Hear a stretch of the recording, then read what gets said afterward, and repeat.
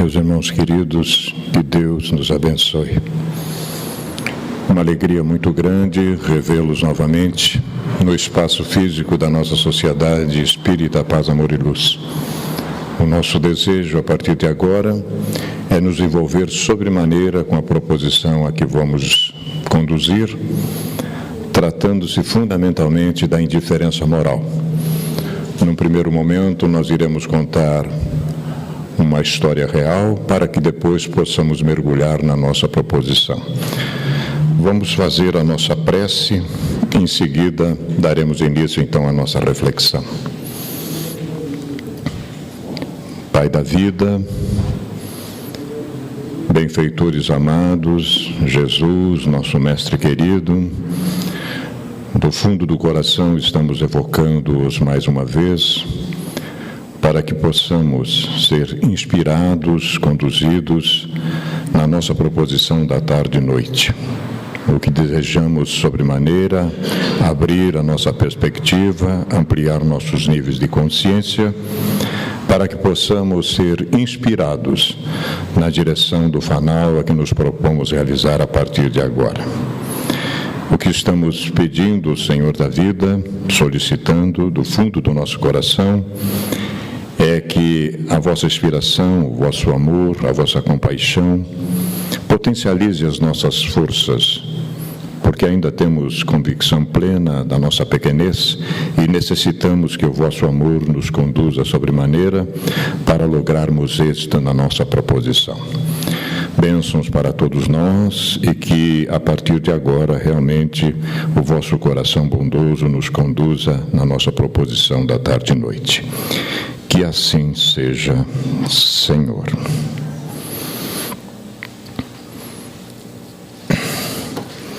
Esta é uma daquelas histórias, meus queridos, que há muito tempo nós queríamos trazer para que pudéssemos compartilhar, não? Nos nossos estudos, nas nossas noites de insônias produtivas, nós temos realmente mergulhado nestas questões. E a provocação inicial, como nossos irmãos estão vendo na lousa, no quadro, no slide, vem do capítulo 9 do Evangelho segundo o Espiritismo, principalmente no item 8, que é um tratado excepcional a respeito da nossa vida, não? O assunto está inserido dentro desse item chamado obediência e resignação. Nós extraímos um trechinho para começarmos a pensar a respeito disso desde já, né? Já que estamos tratando de uma época muito difícil, e os benfeitores, essa mensagem, os senhores podem ver, ela é do ano de 1863, né? Século XIX. Nós já estamos andando há algum tempo, 160 anos da ciência espírita já à nossa disposição. Mas o benfeitor Lázaro diz para nós o seguinte: cada época é marcada assim com o cunho da virtude ou do vício que a tem de salvar ou perder. A virtude da vossa geração, diz ele para nós, aqui não se trata de uma geração física, meus irmãos, e sim de uma geração de espíritos, né? A virtude da vossa geração é a atividade intelectual. A gente é realmente inteligentíssimo, somos inteligentíssimos, né? Em contrapartida, o vício da nossa geração é a indiferença moral. É disso que queremos tratar. A gente quer trabalhar esta questão para que no fim a gente possa amarrar direitinho com o caso que nós vamos contar aqui. O assunto está inserido neste título que parece um pouco paradoxal, né? Para uma estrutura de uma palestra espírita, mas os senhores vão ver que faz sentido sim, né? Uma filha que pede perdão a uma mãe. Então ela diz: mãe, você me perdoa por não ter conseguido salvá-la daquele inferno? Então nós vamos ver de que inferno trata essa questão, né? Primeiro, um mergulho na nossa obra fundamental. E isso é de capital importância, para que nós possamos amarrar direitinho a nossa proposta da tarde e noite. O insigne codificador da doutrina espírita inquire os guias da humanidade nessa questão.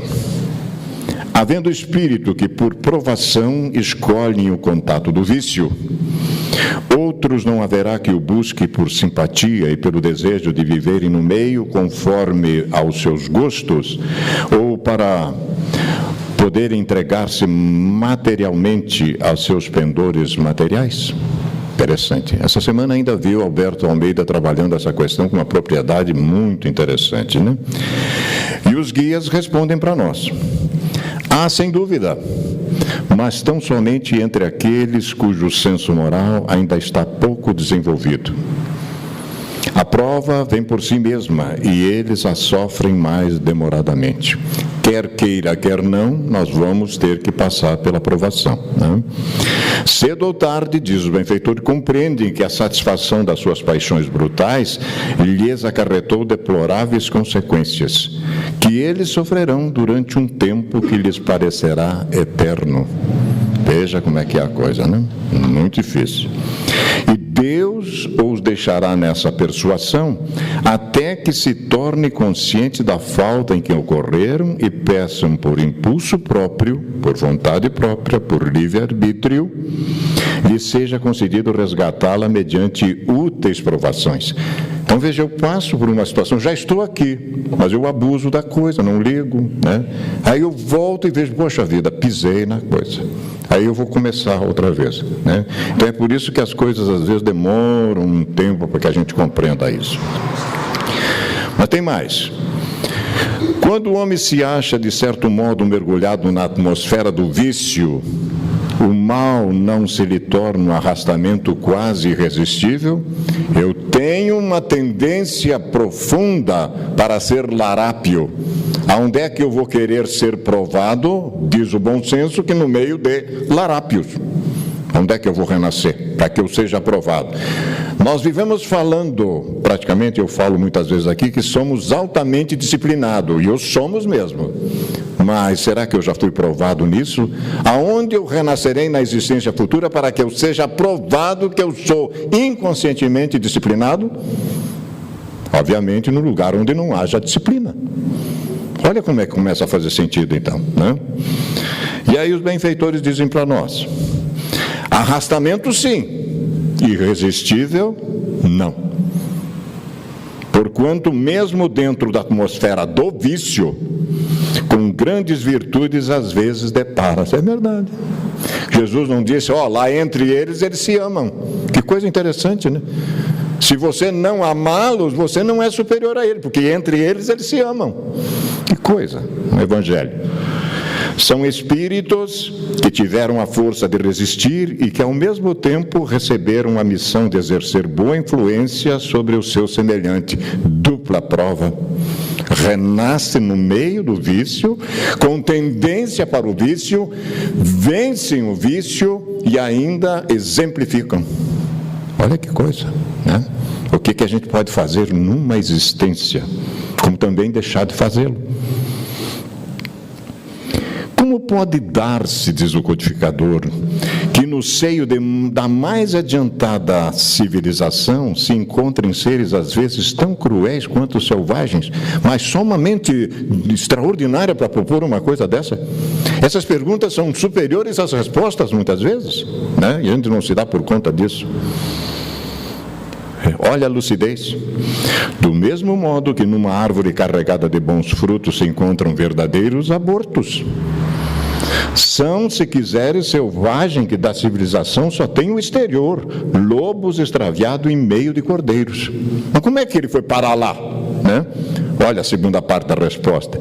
Espíritos de ordem inferior e muito atrasados podem encarnar entre homens adiantados, na esperança de também se adiantarem. Olha que coisa interessante, né?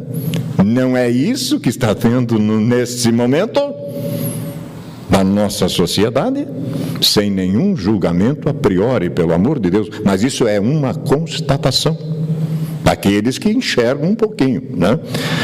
Mas desde que a prova é por demais pesada, predomina a natureza primitiva. E aí, não deu, né? Mas a gente tentou, e aí acontece, mas faz um estrago danado, né? Bem, seguindo em frente, a gente volta agora para o Evangelho, e aí percebe o seguinte: segundo a ideia falsíssima de que lhe não é possível reformar a sua própria natureza, O homem se julga dispensado de empregar esforços para se corrigir dos defeitos em que de boa vontade se compraz, ou que exigiriam muita perseverança para serem extirpados. Então a gente escuta assim, pau que nasce torto, morre torto, e o cara bota isso na cabeça. Mas olha só, não, deixa para lá. Quem sabe eu sou um espírito imortal, agora no momento espírita, na próxima encarnação eu faço, olha só, mas a gente pensa assim.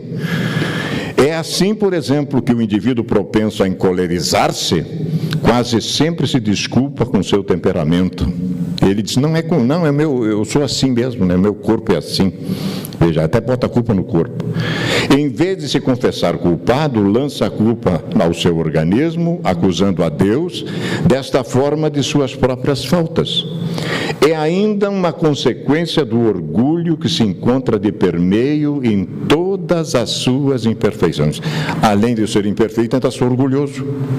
E aí, viu? Continuando.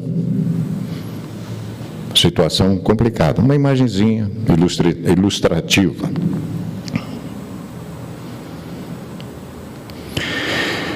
Traumas benéficos. A história que eu desejo contar aos nossos queridos irmãos. Miriam Goldberg é uma antropóloga famosíssima, professora doutora da Universidade do Rio de Janeiro, conta um caso pessoal.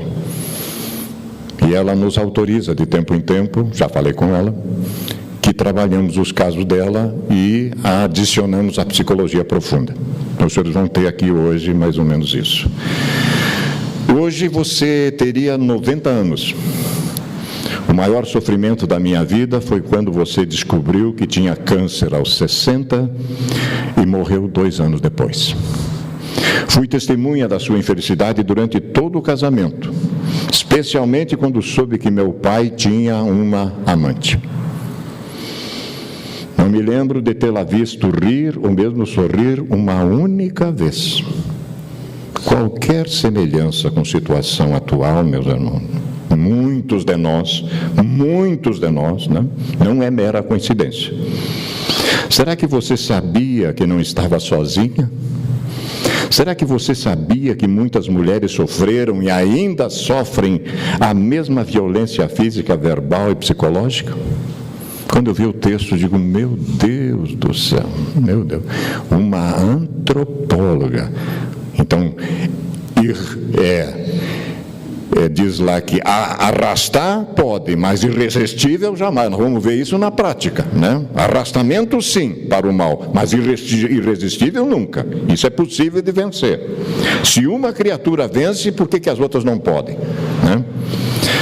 Não sei como você aguentou um mundo tão violento. Não lembro de um só dia da minha infância e adolescência sem brigas, gritos e surras. Para não apanhar, aprendi a ser invisível, ficar calada e observar atentamente tudo ao meu redor para antecipar o perigo. Imagine um momento que essa criatura está se aproximando da casa. Imaginem, Até os 10 anos de idade, só conseguia dormir quando me deitava ao seu lado e você me abraçava. Até hoje sofro de insônia e anseio pelo seu abraço. Chico tinha 5 anos quando a madrinha levou ele do cemitério para casa. Quando Dona Maria de Deus levava sempre o menino, ele era o mais novo, pela mão. A mãe levava a mão. Ele estendeu a mão para a madrinha levar ele. Quando ele olhou, a madrinha já estava em casa, deixou ele lá. 65 anos depois, o Chico ainda tinha a impressão que o braço dele estava lá. Olha o choque. Chico Xavier, não é qualquer espírito. O tema dos meus pesadelos é sempre o mesmo: sua doença, sofrimento e morte. Consegui realizar um de seus sonhos, estudar e sair aos 16 anos de casa, onde assistia apavorada a verdadeiras sessões de tortura, quando meu pai bêbado espancava os filhos e gritava com você.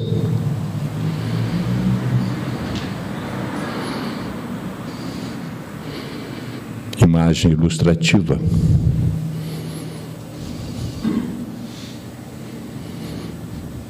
Você sabe que essa dramática história familiar produziu 2 resultados. Lutei muito para ser independente economicamente e nunca tolerei a mínima violência. Piadinhas machistas e xingamentos que podem parecer insignificantes para os outros, para mim são forma de violência. Para mim também. Para mim também, porque a história dela guarda muito semelhança com a nossa. Como não consigo brigar e gritar, imediatamente me afasto de pessoas tóxicas e violentas. Nosso benfeitor querido vive nos dizendo, volte lá. Volte lá. E eu tento, às vezes, me afastar. Volte lá. Porque eu preciso da experiência. Nós vamos ver aqui ressentimento e perdão. Nós vamos ver. Choro todas as vezes que penso em você. Queria ainda tê-la ao meu lado. Queria muito que você tivesse estudado e sido independente como tanto desejava. Queria muito que você tivesse sido feliz. Queria simplesmente abraçá-la e dizer que ainda sou a mesma menininha frágil, insegura e medrosa que precisa tanto do seu abraço. Se tiverem oportunidade, irmãos queridos, abracem. A gente não sabe o dia de amanhã. Abracem, porque poderá fazer falta. Queria que você soubesse que tudo o que sou hoje devo ao seu amor, carinho e cuidado. Gratidão, muito importante. Sua vida tão infeliz me mostrou o que eu não queria na minha própria vida. Muito obrigada por ter me ensinado a construir uma vida diferente da sua. Mãe, você me perdoa.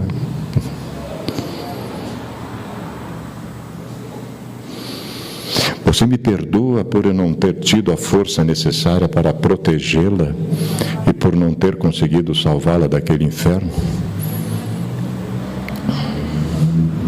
Aí está a dama, Folha de São Paulo, 2 vezes por mês, ela é uma das colunistas, Miriam Goldenberg, né? Maravilha, maravilha. Escreve sobre todos os assuntos, mas quando ela trata desses assuntos aqui, nós capturamos o texto dela. Essa é a história, meus irmãos. Indubitavelmente, meus queridos, diz o Evangelho para nós, temperamentos há que prestam mais que outros a atos violentos, como há músculos mais flexíveis que se prestam melhor aos atos de força. Não acrediteis, porém, que aí resida a causa primordial da cólera e persuadi-vos de que um espírito pacífico, isso aqui é uma lição profunda, ainda que num corpo bilioso, será sempre pacífico, e que um espírito violento, mesmo num corpo linfático, não será brando. Somente a violência tomará outro caráter. Isto é verdade. A criatura tem uma deficiência física, mas a inteligência dela continua agindo, né? Continua agindo. Não dispondo de um organismo próprio a lhe secundar a violência, a cólera tornar-se-á concentrada, enquanto no outro caso será expansiva, né? A gente sabe de coisas de arrepiar por aí. Sob qualquer aspecto considerado, o vício, esse condicionamento pernicioso que se impõe como uma segunda natureza, constritora e voraz, deve ser combatido sem trégua, desde quando e onde se aloje. Classificado pela leviandade de muitos de seus aedos, poetas, cantores, como de pequeno e grande porte, surge com feição de hábito social e se instala em currículo de longo tempo que termina por deteriorar as reservas morais, anestesiando a razão e ressuscitando com vigor os instintos primevos de que se deve o homem libertar. Falávamos ao Paulo agora há pouco, 1981. Nós éramos dependentes do licor Martini e não nos dávamos por conta. Certo dia chegamos em casa, a companheira na pia, lavando a louça, e nós tivemos uma visão psíquica ampliada. Viraram para nós, No momento em que eu tirei a garrafa da geladeira e ia colocar no cálice para tomar antes do almoço, todo dia eu fazia isso, ela foi virada para mim e mostraram ela chorando, lágrimas de sangue, porque eu não tinha coragem de vencer aquela viciação. O litro caiu, estourou no chão. Aquilo me despertou por uma realidade, meus irmãos, uma dor terrível, uma consciência de culpa, que estamos trabalhando até hoje essas coisas. Graças a Deus nos foi mostrado assim, não? Bem, insinuante, a princípio perturba os iniciantes e desperta nos mais fracos curiosa necessidade de repetição. Na busca enganosa de prazer e emoções inusitados, conforme estridulam os aficionados que lhe padecem a irreversível dependência. Eu não me dou por conta, mas eu já sou dependente. Trago em trago, como se diz lá na minha terra, né? Não me dou por conta disso. Aceito sobre acobertamento da impudica falta de pudor, tolerância. Seu contágio destrutivo supera o das mais virulentas epidemias, ceifando maior número de vidas do que o câncer, a tuberculose e as enfermidades cardiovasculares adicionadas. Eu não sabia disso, mas olha só, olha o estrago que faz isso. Inclusive, mesmo na estatística obituária dessas calamidades da saúde, podem se encontrar como causas preponderantes ou predisponente as matrizes de muitos vícios, que se tornaram aceitos e acatados com motivo de relevo e distinção. E a nossa sociedade está desse jeito, desse jeito. Os vitimados sistemáticos pela viciação escusam-se de abandoná-la, justificando que o seu é sempre um simples compromisso de fácil liberação, em considerando outros de maior seriedade que, examinado à sua vez pelos seus sequazes, se caracterizam igualmente como insignificante. Não entra nessa. Não entra nessa. Pelo amor de Deus, não entra nessa, que são insignificantes. Ah, vamos ver que não é.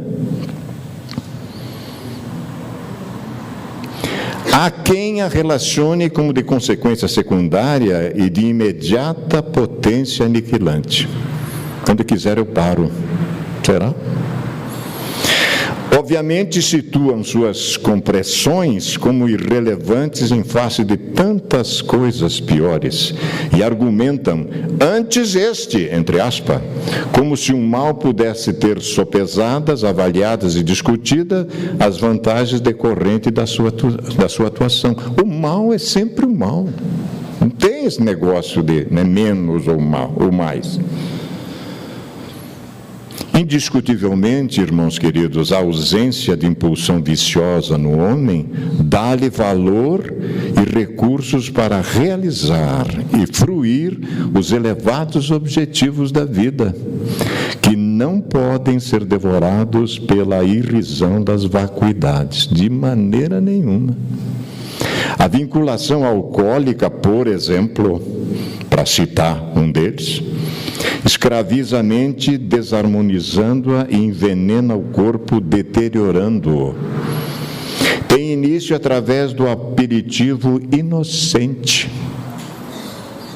quão dispensável, que se repete entre sorrisos e se impõe como necessidade, realizando a incursão nefasta que logo se converte em dominação absoluta, e eu não me dou conta disso, desde que aumenta de volume na razão direta em que consome. Coisa para a gente pensar. Os pretextos surgem e se multiplicam para as libações. Qualquer coisa, alegria, frustração, bebo por qualquer coisa. Tristeza, esperança, revolta, mágoa, vingança, esquecimento. Tudo é motivo para. Para uns se converte em coragem, para outros em entusiasmo, invariavelmente impondo-se dominador, incoercível. Emulação para práticas que a razão repulsa, o alcoolismo faz supor que sustenta os fracos, que tombam tombam em tais urdiduras, quando em verdade mais os debilita e arruina.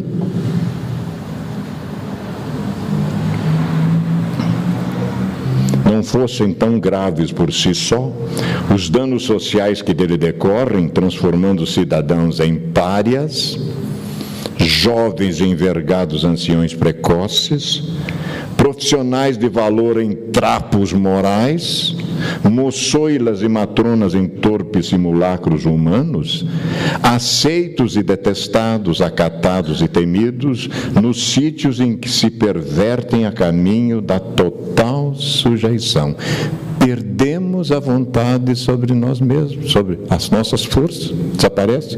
Ficamos sujeitos a, que conduz, quando se dispõe de moedas, para onde? Para sanatórios distintos e, em contrário, as sarjetas hediondas, em ambos os casos avassalados por alienações dantescas.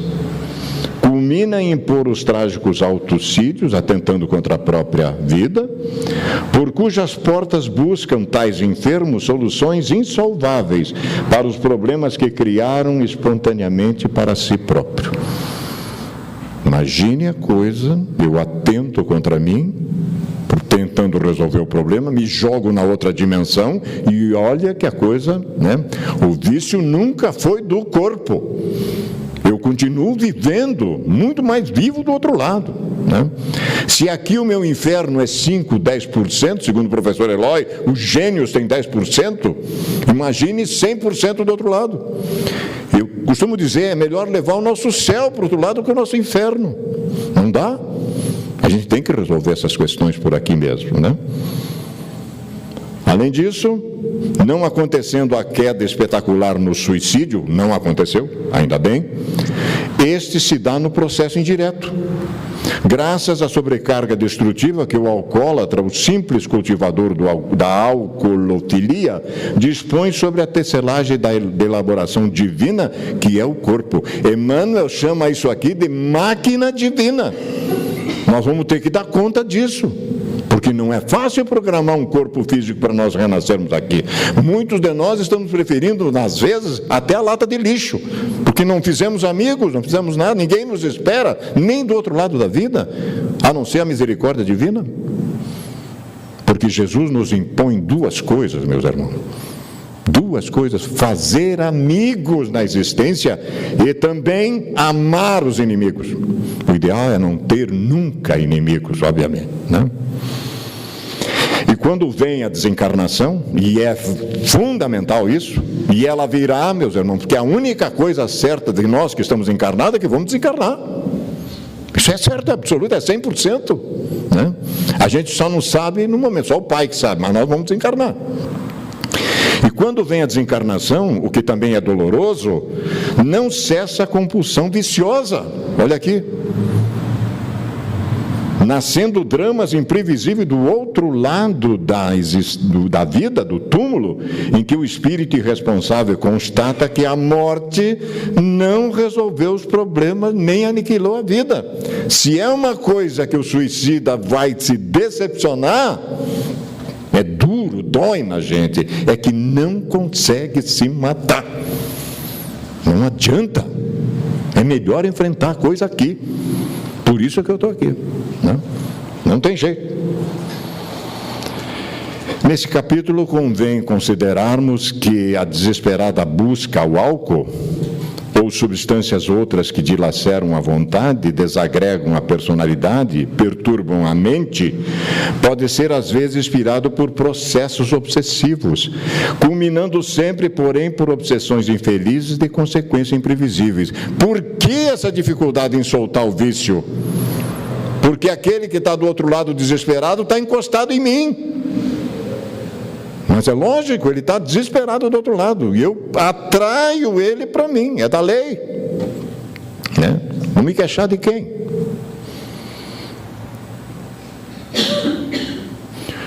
A pretexto de comemorações, festas, decisões, não te comprometa com o vício.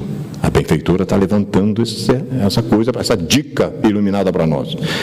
O oceano é feito de gotículas, e as praias imensuráveis de grãos. Olha a metáfora que ela se utiliza. Liberta-te do conceito hoje só, né? Quando impelido a comprometimento pernicioso, e não te facultes apenas um pouquinho. Porquanto uma picada que injeta veneno letal, não obstante em pequena dose, produz a morte imediata. Se estás bafejado pela felicidade, bota as mãos para o céu. Essa felicidade é relativa, bota as mãos para o céu. Sorve-a com lucidez, aproveita. Se te encontras visitado pela dor, enfrenta, abstêmio e forte. Diz mais. Para qualquer cometimento que exija decisão, coragem, equilíbrio, definição, valor, humildade, estoicismo, resignação, recorre à prece. Mergulhando na reflexão, o pensamento, e conseguirás os recursos preciosos para a vitória em qualquer situação, sobre qual seja o impositivo. O maior instrumento que nós temos de aurir força é a prece emanada do coração. Vamos desenvolver um pouco de humildade, pô. Ajuda-me, Senhor. E não tenha dúvida, se ela sair daqui, o ajuda virá. A ajuda chegará. Não tenha dúvida disso. Se possível, afasta. Com jeitinho, sem machucar quem quer que seja. Muito obrigado, agradeço. Vamos fazer isso daqui a pouquinho. Nós temos um jantar e nós sabemos o que vai acontecer. Nós sabemos, daqui a pouquinho.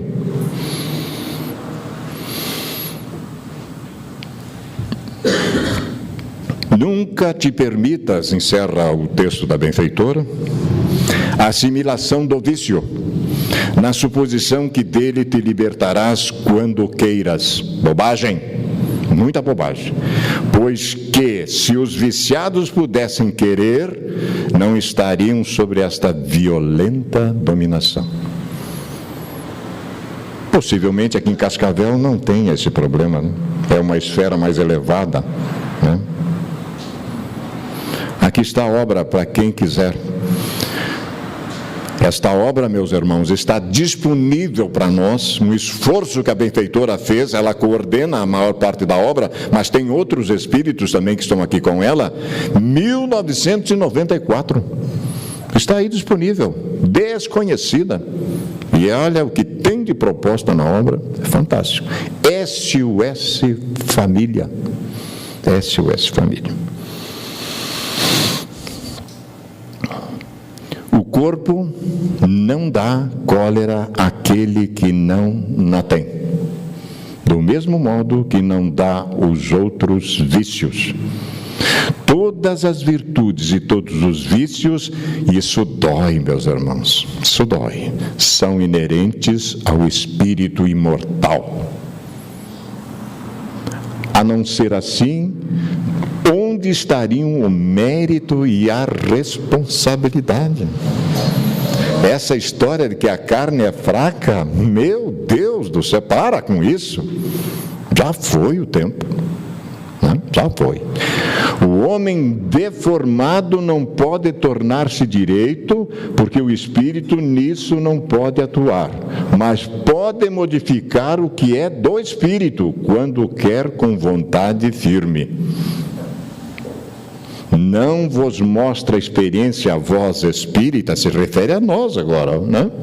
Até onde é capaz de ir o poder da vontade pelas transformações verdadeiras, miraculosas que se operam sobre as vossas vistas? A gente vê isso, né? A gente vê isso. A própria querida Miriam é um espírito que conseguiu vencer isso. Ela conseguiu, né? Compenetrai-vos, encerra o benfeitor, pois de que o homem não se conserva vicioso, senão porque quer permanecer vicioso. De que aquele que queira corrigir-se sempre o pode. Arrastamento sim, irresistível não. Nós já vimos lá na obra fundamental. De outro modo, não existiria para o homem a a lei do progresso. Porque nós estamos fadados, irmãos queridos, à felicidade relativa. É uma imposição divina. A encarnação tem essa fundamentação, nos fazer chegar à perfeição relativa. Mas para isso nós vamos ter que suportar a prova realmente de cada um de nós na obra da criação. Se não me falha a memória, a questão 132 do Livro dos Espíritos, a nossa obra fundamental, né? Hahnemann, o pai da homeopatia, sabe o que está falando. Hahnemann, Samuel Hahnemann, né? Faz parte também da falange do Espírito de Verdade. Só poderia fazer, sabe tudo, né? Guardando uma relação muito profunda entre a homeopatia e o magnetismo que o Espiritismo trabalha. Lesões nas almas e os conflitos inquietadores. A benfeitora Joana de Ângeles nos diz alguns conceitos a respeito disso. Primeiro que ela diz é o seguinte: a violência de qualquer matiz é sempre responsável pelas tragédias do cotidiano. Não apenas a que agride pela brutalidade, por intermédio de gritos e golpes covardes, mas também a que se deriva do orgulho, da indiferença, da perseguição sistemática e silenciosa, das expressões verbais pejorativas, desestimulando e condenando, enfim, de todo e qualquer recurso que desdenha as demais criaturas, levando-as a patologias inumeráveis. Ele tanto bateu na mãe, tanto direcionou ódio para aquela criatura, que ela foi armazenando aquele veneno nela. Aos 62 anos ela desencarna. Poderia ficar mais tempo, né? A benfeitora diz isso nesse livro maravilhoso, Amor, Imbatível Amor. Faz parte da série psicológica também. Outro conceito dela é que a violência encontra-se embutida nos instintos básicos do ser ainda não superado. Nós fomos extintos, estagiamos em todos os reinos da natureza. E isto ainda vem com nós como motivo de preservação da própria espécie. Nós temos que vencer esse troglodita que existe aqui dentro de nós, agora que entramos na idade da razão, né? E além das suas manifestações patológicas, doentias, a falta de educação, o exemplo dos vícios com os quais convive, com a ausência absoluta do sentido ético, da dignidade moral, ficam esculpida nos seus tecidos emocionais as condutas agressivas e violentas de que se nutrem. A violência é doença da alma, que a sociedade permitiu se contaminasse de copinho em copinho, né? Por esses dois vícios aceitos, oficiais que a humanidade aceita, por ali entra tudo, né? Entra tudo. O Despertar do Espírito é outra obra proposta, obras maravilhosas, meus irmãos, que iluminam as nossas vidas, né? Considerações finais. Estamos nos aproximando do fecho da nossa proposta e a pergunta que fica é: continuar o ressentimento ou perdoar para ser livre, né? Ou continuar ressentido por ter sido expulso de casa também a pancada aos 9 anos e não ter voltado mais? Quanto perdão deverei pedir, né? Vamos passar um videozinho rápido, interessante, que trata de harmonia interior.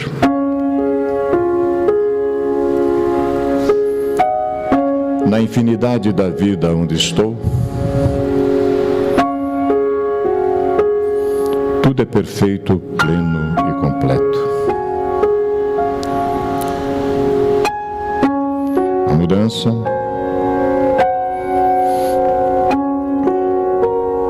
é a lei natural de minha vida.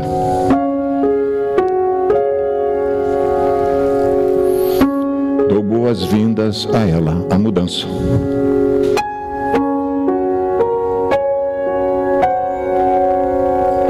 Estou disposto a mudar. Fundamental. Escolho mudar meu pensamento. Tudo nasce aí.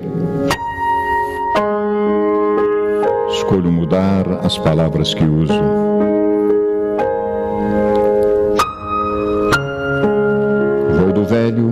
para o novo. Com facilidade e alegria.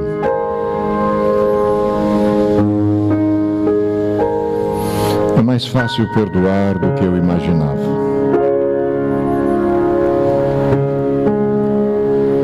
O perdão me faz sentir livre e leve.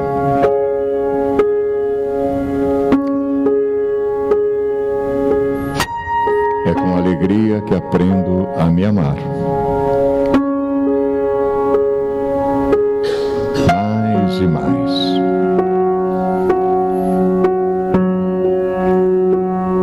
Quanto mais ressentimento desprendo,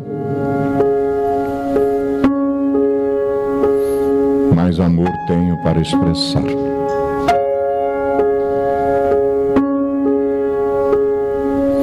Modificar meus pensamentos.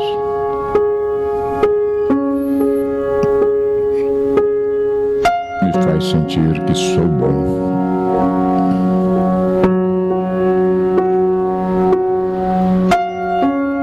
Estou aprendendo a escolher fazer de hoje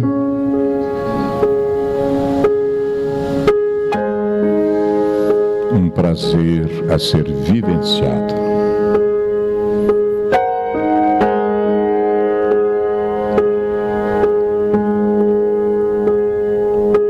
Tudo está bem no meu mundo.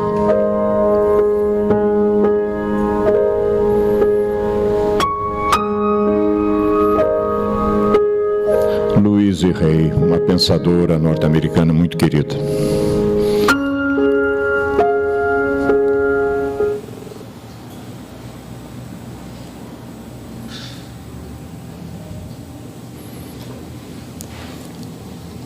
Não te detenhas. Torna a presença do companheiro que te feriu e perdoa, ajudando-o a recuperar-se. Reflete e ampara-o. Quantas dores e quantas perturbações lhe vergastaram a alma antes que a palavra dele se erguesse para ofender-te, ou antes que o seu braço armado pela incompreensão desferisse contra ti o golpe deprimente. Um a um, gradativamente, pouquinho a pouquinho, chegamos a essa situação.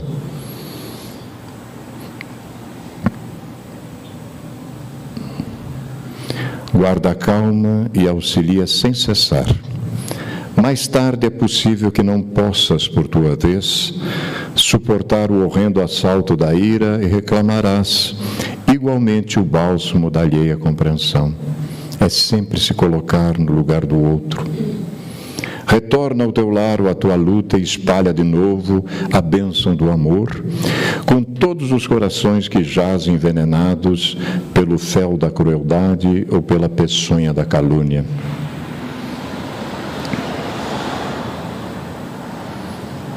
Não hesites, porém, perdoa agora, enquanto a oportunidade de reaproximação te favorece os bons desejos, porque, provavelmente amanhã, o ensejo luminoso terá passado, e não encontrarás ao redor de ti, senão a cinza do arrependimento e o choro amargo da inútil lamentação.